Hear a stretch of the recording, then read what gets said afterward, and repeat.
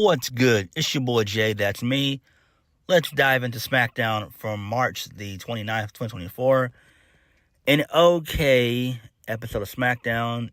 It primarily focused on the women, which is fine. So, there's that. So, we kicked the show off with the first match of the night. Pretty deadly. They defeated Randy Orton and Kevin Owens. I despise Kevin Owens. So, pretty deadly. They get the win because Logan Paul came from under the ring, decked Kevin Owens with brass knuckles, and I believe it was Kip Wilson who got the win. No, Elton Prince gets the win. So, post-match, Randy's pissed at Kevin Owens. Then he sees what happened on the Titantron. So then the crowd, they instruct Randy Orton. They tell him where Logan Paul's hiding. He goes under the ring. Him and Logan Paul, they have a little brawl for a second. Orton attempts to RKO Logan Paul through the announce table, but pretty deadly, they come in and make the save. And then both guys are pretty deadly, eat a stunner and an RKO. And then Randy chases Logan Paul through the crowd. And then Logan Paul hightails it in a whip. He gets in the car and dips out. So, that's pretty cool, I guess. This is fine. Again, I'm not a fan of triple threat matches. It is what it is. I kind of wish this was just Logan Paul and Randy Orton and not have that excrement Kevin Owens there, because he is so boring and annoying. But it is what it is. So this is fine. Moving on. So Io Sky, she cut a promo. She says Bayley loves to play the victim, but her hypocrisy disgusts her. She knows Bayley played a role in her being a champion, but she made Bayley relevant. Her and Dakota felt obligated to keep her around, and they outgrew her. Io says there was a time where Bayley was her friend, and she will regret that for the rest of her life. And again, she hopes that after WrestleMania, she'll never see Bayley again.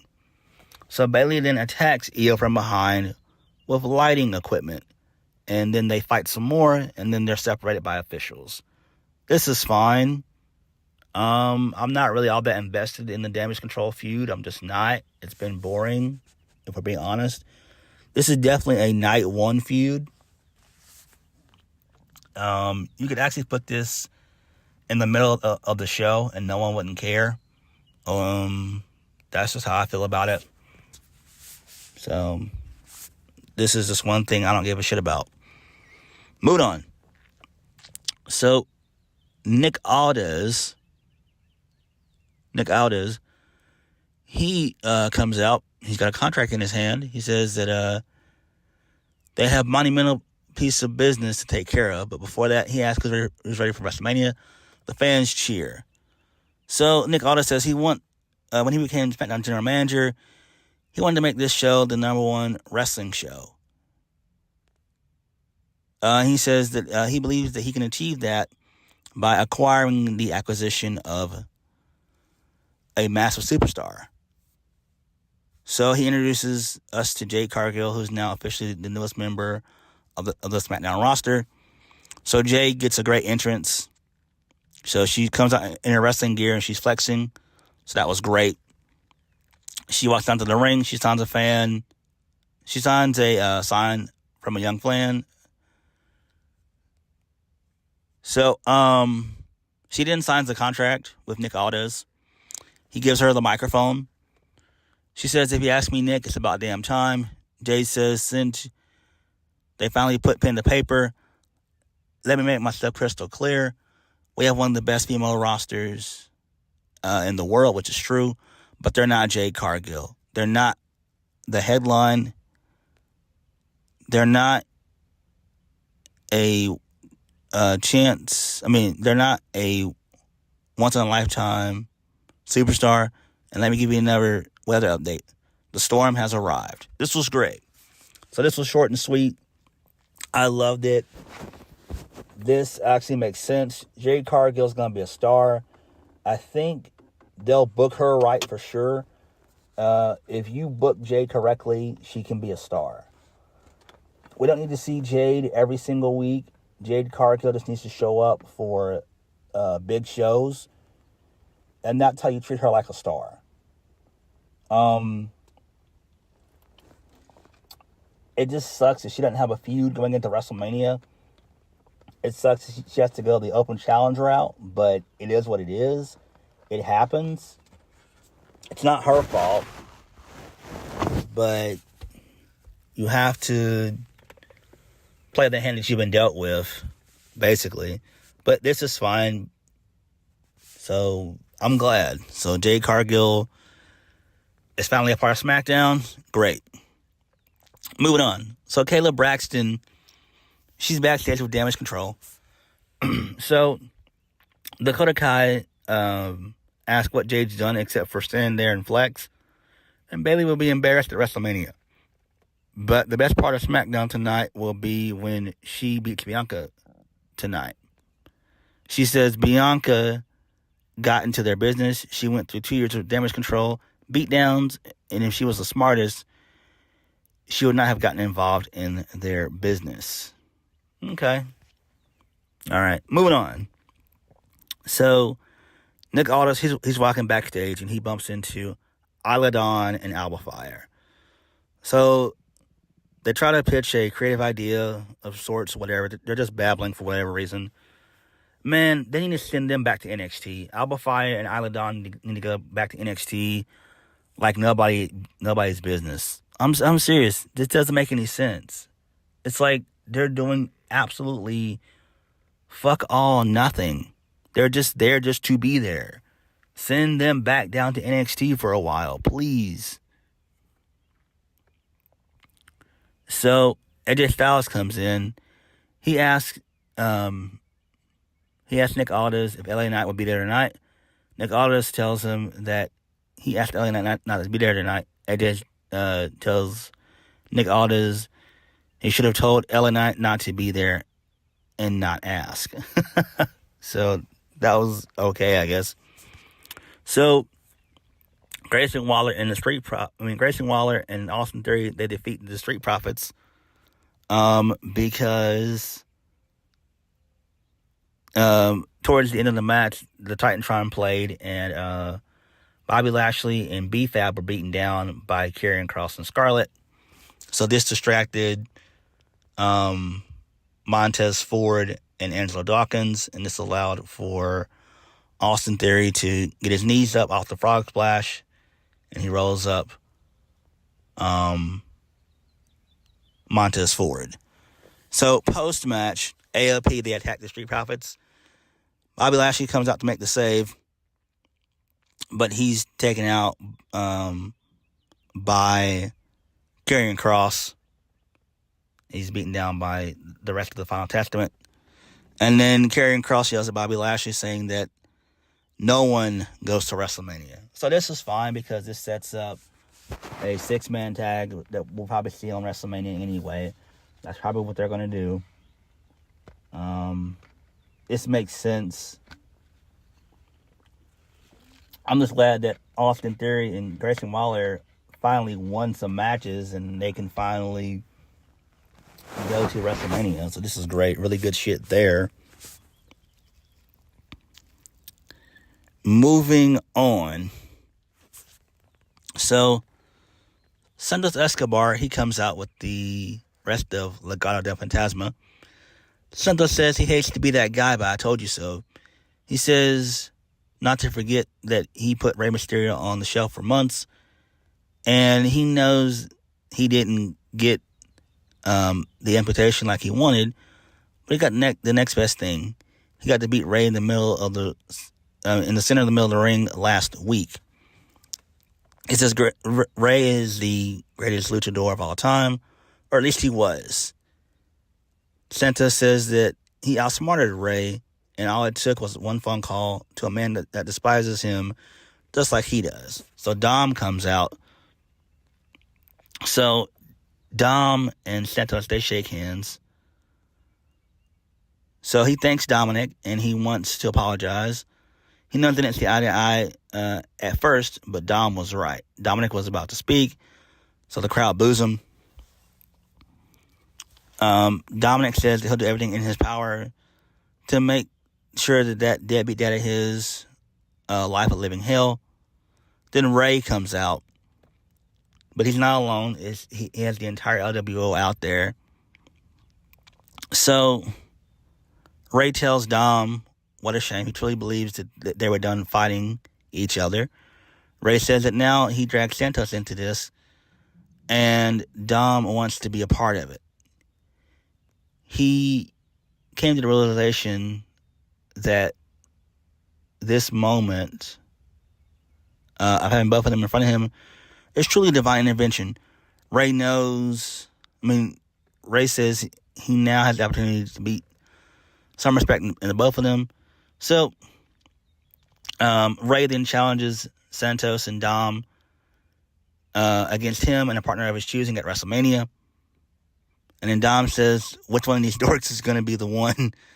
So, some people in the crowd chant Carlito, but then Ray's like, no, it's going to be newest member of the LWO, Dragon Lee. And then basically all hell breaks loose. It's a massive brawl. So, that's pretty cool. I enjoyed that. It makes sense. I thought it was going to be a multi-person match. A multi-tag match anyway. I'm just glad we're getting just a regular tag match. So,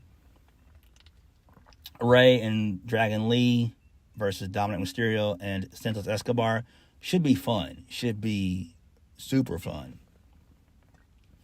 if we're being honest. So that was great.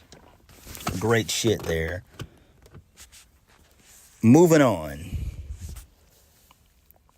So Bianca Belair, she's backstage. Naomi comes in. Naomi tells Bianca she had her back, just like Bianca had her back last week. Bianca tells her if they're, Bianca tells her if there is a time to take damage control down, it's now. Naomi tells her that they'll get them starting tonight. Okay, that's fine. Moving on. So the Judgment Day, they're backstage. Rhea says she did not know that Dominic was going to be out there. So Dom comes in and tells him that he wanted to make them proud and handle business.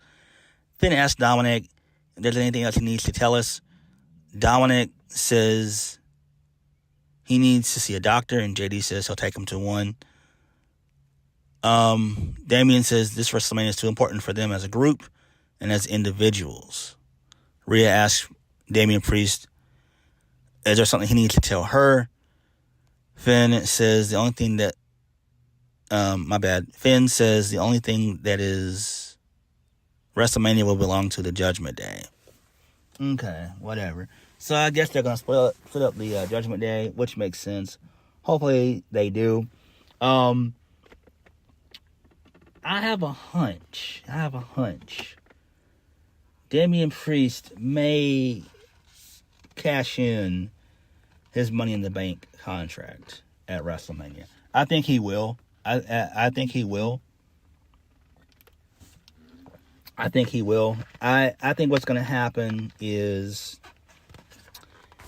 there might be where... Well, no. He'll probably cash in night two. My bad. I was thinking about night one, but no. He'll cash in night two, probably. So, moving on. I mean, not that Judgment Day is important, because they're not. They're a bunch of losers. Moving on. So, No Quarter Catch Crew, they defeat... My bad. Oh, shit, my bad. I was thinking of NXT. My bad. Scratch that. New Catch Republic, which is Tyler Bate and Pete Dunne, two jobbers. They defeated Angel and Humberto, which sucks. They won via the double Tyler Driver. Oh my God, this is so stupid. Moving on. So Paul Heyman is backstage. He says, by order of the Tribal Chief, the final boss took out Cody Rhodes by the order of the Tribal Chief. Jimmy says, and by the order of the Tribal Chief, Jay won't make it to WrestleMania. Solo then tells Jay he'll see them next week by the order of the Tribal Chief. Okay, that's fine, I guess. Moving on.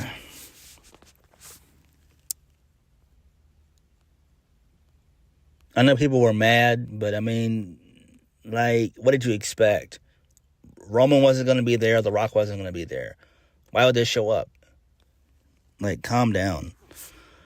He would need to really start thinking. Moving on. So, AJ Styles, he gets on the mic. He says it's been a little over a week. He says the fans are the reason LA Knight went to his house and assaulted him. He should have him rot in jail and miss his first WrestleMania, but he has bigger plans for LA Knight. AJ says he'll expose him for the overachieving, under-talented piece of trash that he is. He guarantees that LA Knight's here tonight. So AJ looks at the ramp and asks LA Knight to come down the aisle. He calls LA Knight out to the ring. AJ says he can be up in the arena with the idiots. He can be the cameraman for all he knows. So AJ then rips off the headset of a cameraman, but it's not LA Knight. He leaves the ring. So a man in a hoodie jumps the rail. Security stops him. So AJ then rips the hoodie off. It's not LA Knight. AJ tells him the security to get him out of there, which they do, which is hilarious. AJ asks AJ asks if they are done with the games. AJ says he's not going to be playing any more games at WrestleMania. So the camera then pans to the side. We see LA Knight wearing a wig, a hat, and glasses. LA Knight then attacks AJ Styles. He stumps AJ in the corner. LA Knight goes outside and grabs a chair. He swings it at AJ, and then AJ gets out of dodge. LA Knight gets on the announce table. He tells LJ to run, hide, and do anything, but he needs to. But at WrestleMania, he'll ask him. I mean, he will not ask or tell him. He'll know whose game it is. Where everybody's saying, LA Knight, yeah! So this is great. Good stuff. Great stuff. Love this. 2 TNA guys going at it, which is great. Love it. Love it. At least they'll be on WrestleMania. Moving on. So we get a Tiffany Stratton vignette. So she's out by the pool looking all sexy and whatnot. She says she's carrying the burden of perfection. It's not as easy as she makes it look. So we got a really good, solid vignette. This is great. It didn't last long. Main event. Bianca Belair defeated Dakota Kai via the KOD. Post-match, the Kabuki Warriors, they come out and they beat down Bianca. So then Naomi comes out and she tries to save Bianca, but to no avail. She succumbs to the numbers. Then Jade Cargill comes out. Her music hits, and Jade gets in the ring. She hits a big boot to Asuka. She powerbombs Dakota Kai, and then she hits the Jaded on Kairi Sane, and then Jade Cargill, Naomi, and Bianca Belair, they stand tall, and they stare down Damage Control. So this is great. I love this. The crowd popped hard. I did too. This makes sense. I know people weren't happy with this episode of Smackdown, but it is what it is. Again, why would you expect anything different? There's nothing wrong with having a couple of C- shows sometimes. Every show can't be an A or an A+. So this, to me, was fine. Roman, Rock, Cody, Seth, we will definitely see them at the go-home shows. Just calm down. SmackDown was okay. But what did you guys think? Like, comment, and subscribe. I'll catch you guys later. Peace.